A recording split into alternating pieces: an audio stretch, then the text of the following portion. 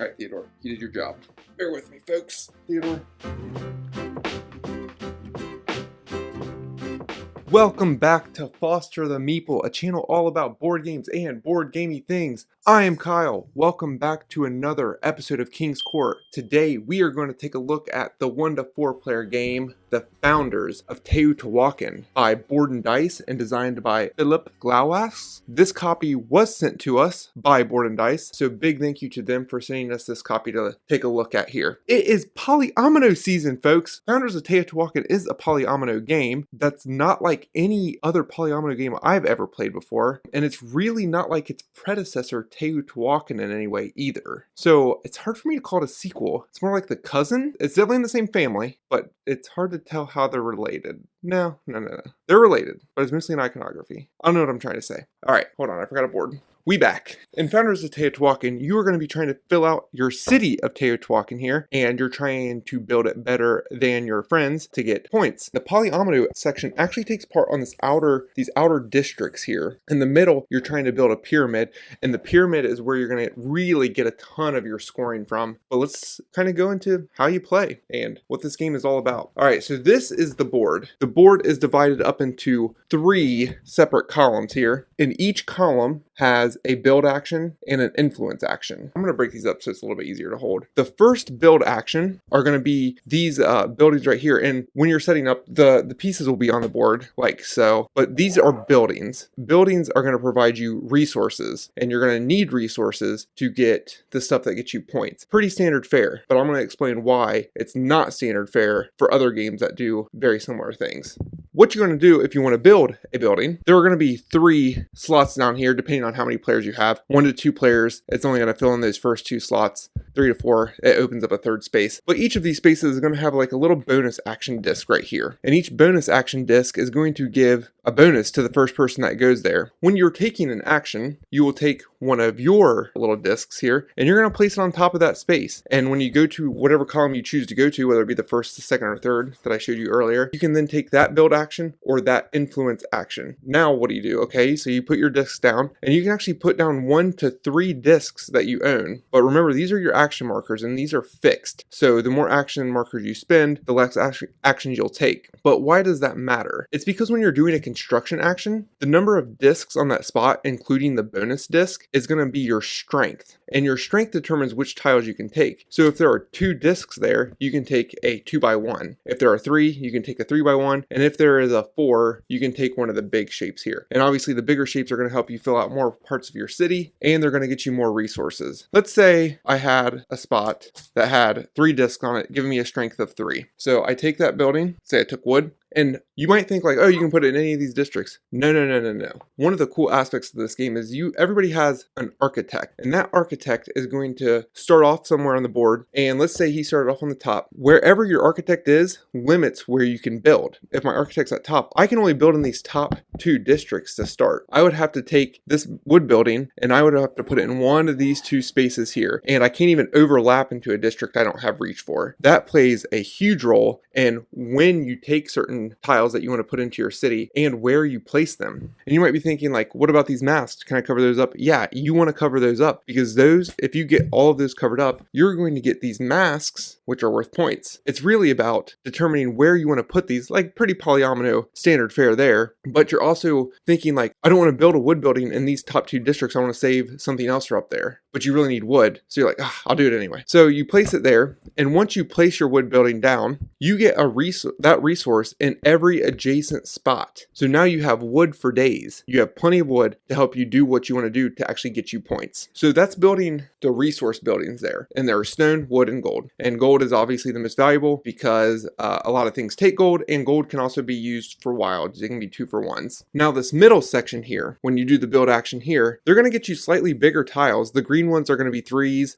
blues are going to be 4s, reds are going to be 5. And each of these cost the resources. So the resources you just got are going to be able to build these temple tiles. Whatever your strength is going to determine, you can actually build any of these. So if you have a strength of 2, you can build this 5er, but whatever your strength is minus however big the tile is, or the tile minus how much your strength is, I guess that makes more sense, will determine how many extra resources you have to pay. So if I had a strength of 2 and I wanted to build a red tile, it's going to cost me a stone and a gold, and then 3 extra stone because my strength was so weak. So the green ones are a little bit easier to build, but the red ones take up a lot more space, which could be huge for scoring and to cover up those masks and stuff like that. When you get one of those, like I said, you would take the corresponding one. Let's say I wanted to buy this blue, and again, you have to apply wherever your reach is to that, and then you're going to put it down there. These little temple tiles don't get you resources, and they're actually going to take up space to keep you from getting resources because you can't build buildings where these are, but these are going to help you get points. Not only that, they're going to help you get these worship tiles, and these worship tiles are also going to end up getting you points. So let's say I built that blue tile. There are actually going to be 2 of these face up,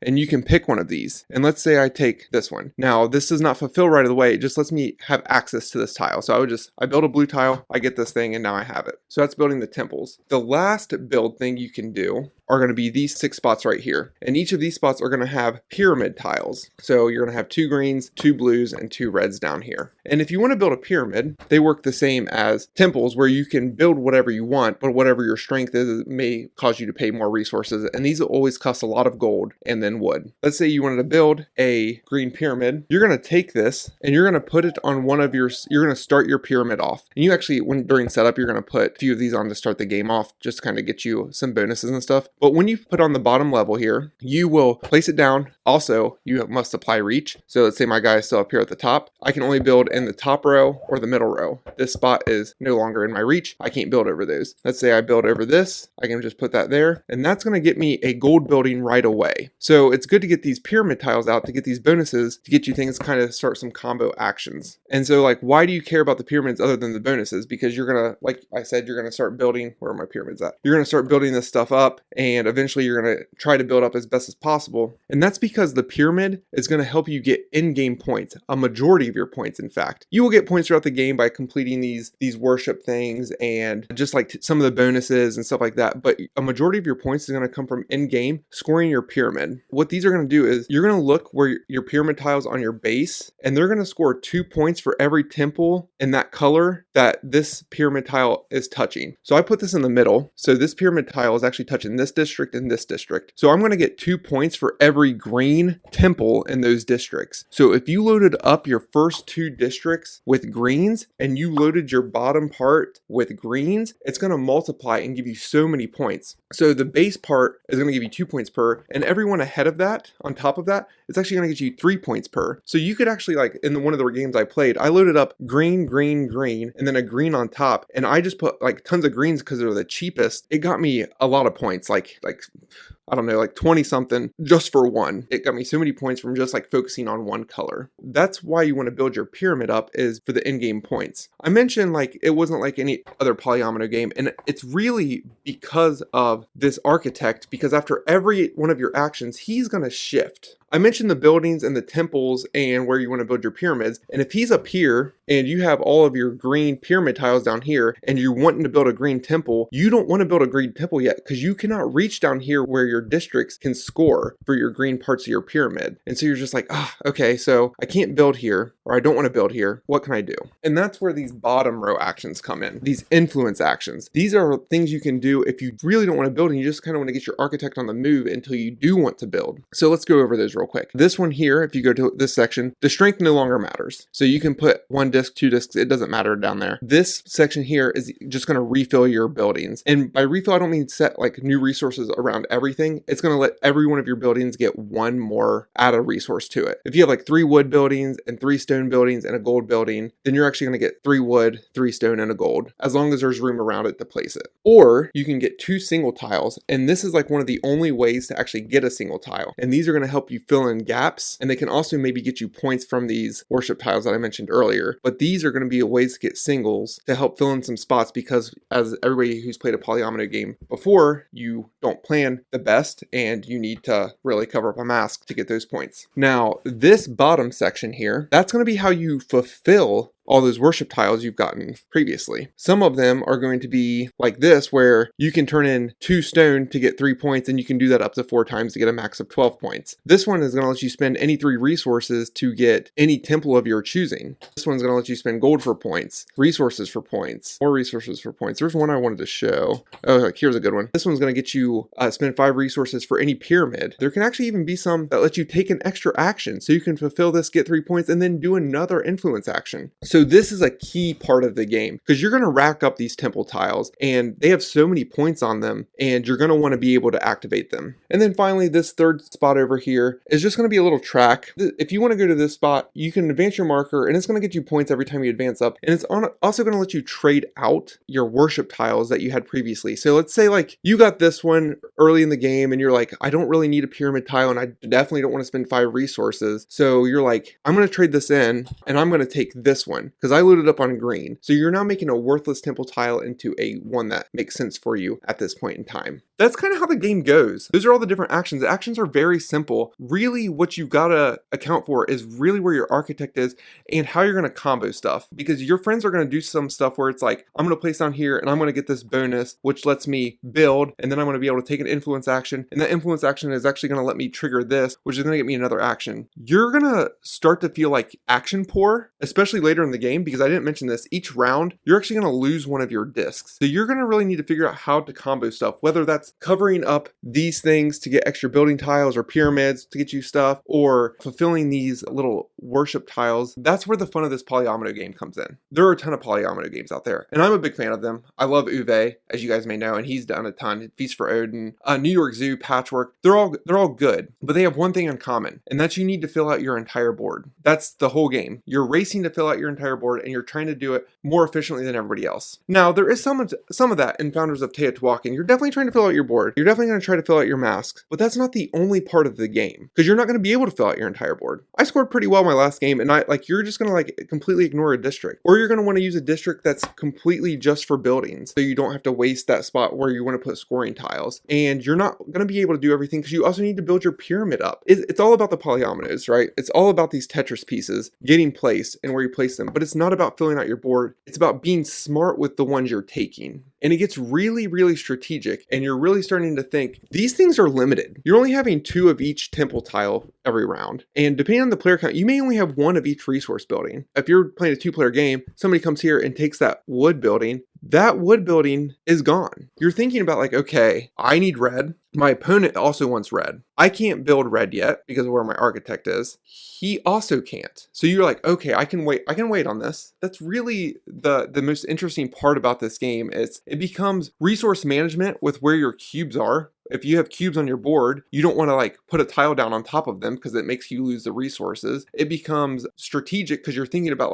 I need my architect here before I can build a green tile, but there's only 1 green tile left. Do I just take it and hope for the best so my opponent doesn't have it? I mentioned those bonus tiles being down before here, and the first player that goes there gets that bonus. So you're like, I don't really want that action, but I don't want him to take that bonus action. I want it. So I'll go there for a strength of 2 and I'll just do that bottom thing. It keeps him from doing it, and it gets me a little bonus. And so it's a lot of push and pull of what's going to be the best thing for me at the time, but you're also strategically planning out for the future, which isn't always the case for polyomino games, at least the way I play them. I'm always thinking okay, what can I make fit now? And that's kind of how I played Tetris too when I was a kid on the Game Boy. You're just you can wait for that 2x2 square, but those bad boys aren't coming. You can wait for that bar to help knock out 3 lines at a time. It's never coming. So you got to make work what you have available to you. That's kind of the way I look at it, but this you can't. And because the tiles aren't super crazy, you just have a U shape and an L shape and the T. You don't have to really worry about that portion. It makes you think about polyominoes in a different way. You're not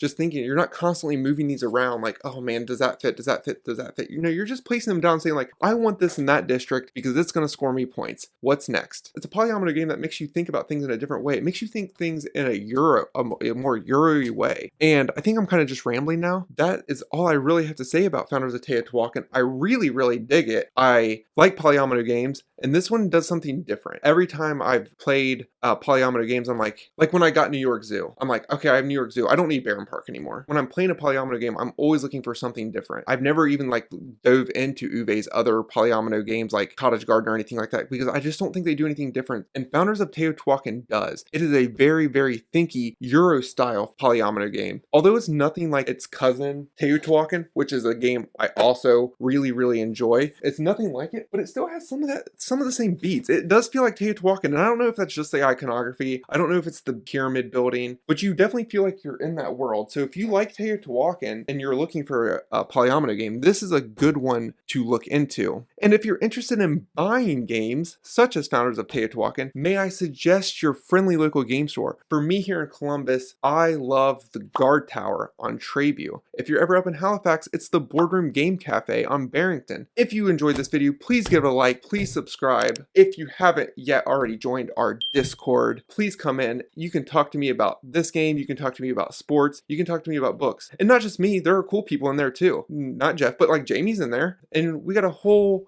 bunch of conversations going on there. It's so much fun. Thank you so much for joining me. And until next time, stay sweet.